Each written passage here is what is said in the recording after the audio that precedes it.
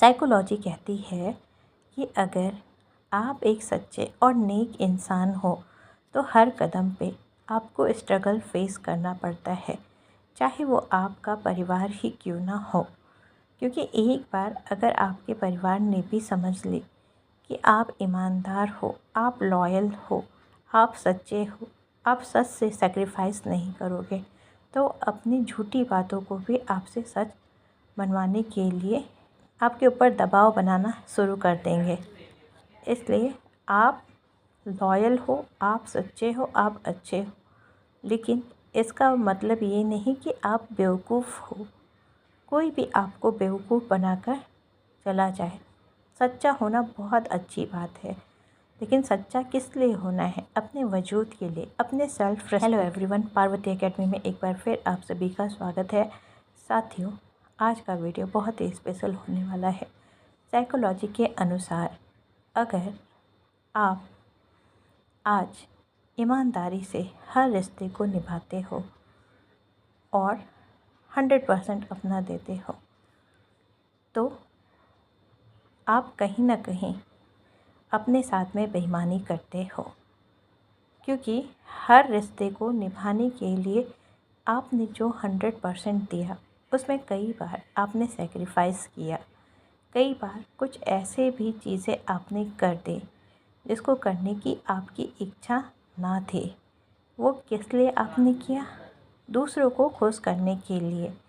मगर आप एक चीज़ भूल जाते हैं कि जब आप अपने वजूद को खोकर दूसरों को खुश करने जाते हैं, तो आप ना चाहते हुए भी अपनी उन खुशियों का गला घोंट देते हैं जो बाद में आपसे हिसाब मांगते हैं।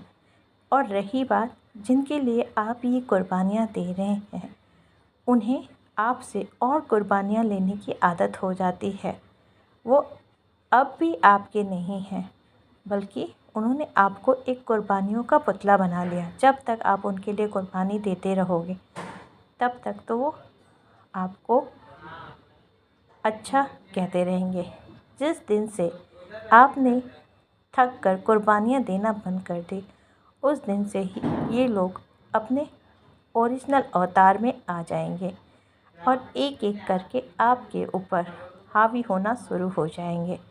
अब ना तो आपकी कैपेसिटी रहेगी कि आप उतनी कुर्बानी दे पाओ, और ना ही आपके अंदर इतना पेशेंस होगा कि आप अपने साथ ही कोई न्याय कर पाओ।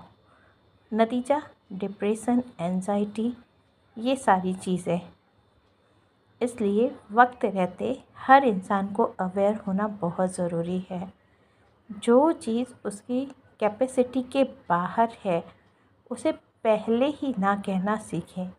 कोई एक बार नाराज़ होगा, मगर धीरे धीरे वो एक्सेप्ट कर लेगा।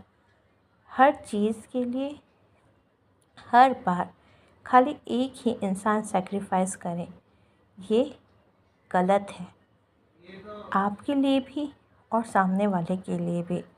इसलिए साइकोलॉजी को समझिए। आप एक बार अपने आप को समझने की कोशिश करें। दूसरों को आप बदल नहीं सकते, ना तो उनके नेचर को ही चेंज कर सकते हो, लेकिन उनके चक्कर में आप अपने आप को इतना बदल देते हो कि अपनी असल से आप दूर हो जाते हो।